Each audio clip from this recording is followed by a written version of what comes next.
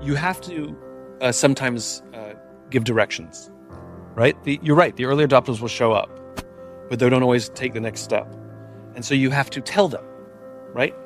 And they'll come up to you and be like, this is really good. You know, they're sort of like, they come up to you after the meeting and be like, I think you're onto something, you know? They make themselves known very often. But there's two things to remember. One, they think they're the only one. So tell them that they're not.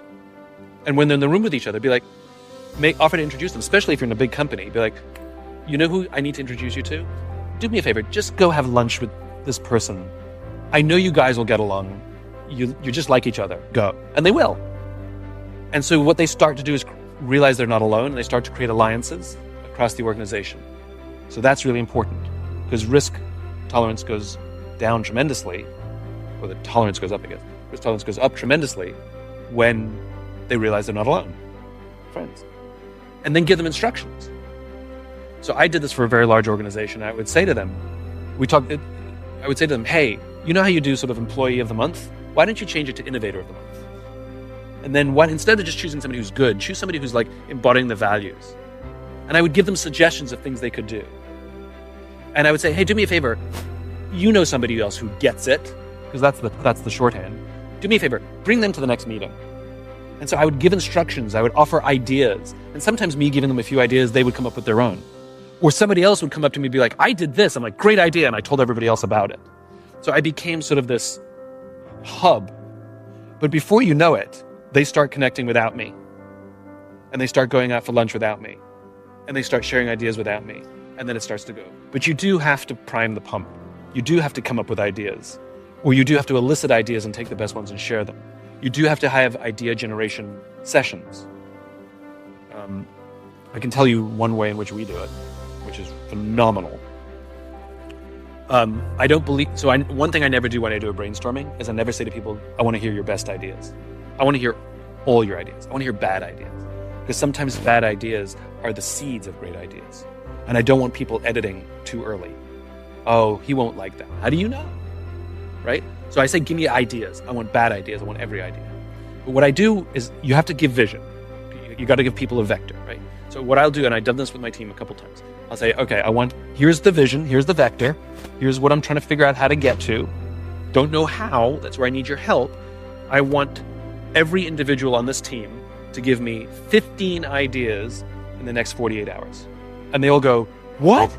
And I say, well, if I give you 2 weeks, you're going to do all the work in the last 48 hours anyway, so just leave out the middleman, right?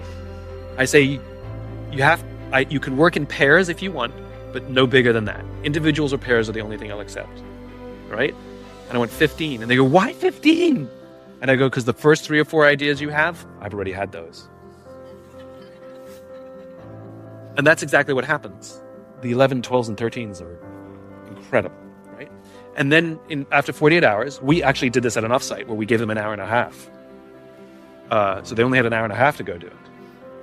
And then they come back, and the way we do the report out, then it's called dog pile. We call it dog pile because literally we have a dog pile. Figuratively, we have a dog pile.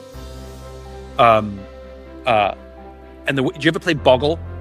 Boggle? So Boggle rules are you have your list of words, and if somebody else says one of your words, you just cross it off. It's not a thing. We said the same thing. I said we let them report out 2 or 3 ideas each, so that everybody gets to talk.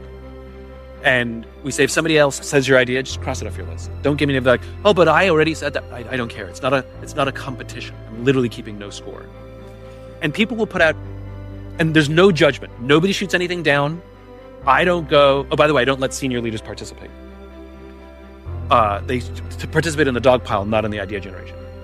And we don't shoot anything down. We don't go, oh, that's not viable. Oh, that's too expensive. Oh, we tried. We don't say anything. It's all just, let's hear it.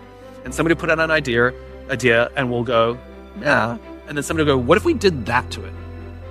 And the ideas start to become amazing. At the end of the whole session, still no judgments.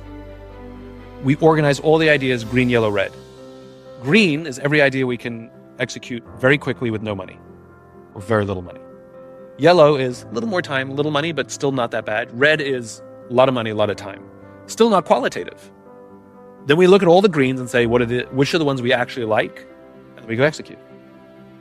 And what you will learn in this thing is some of your people are brilliant idea generators, the machines, super creative.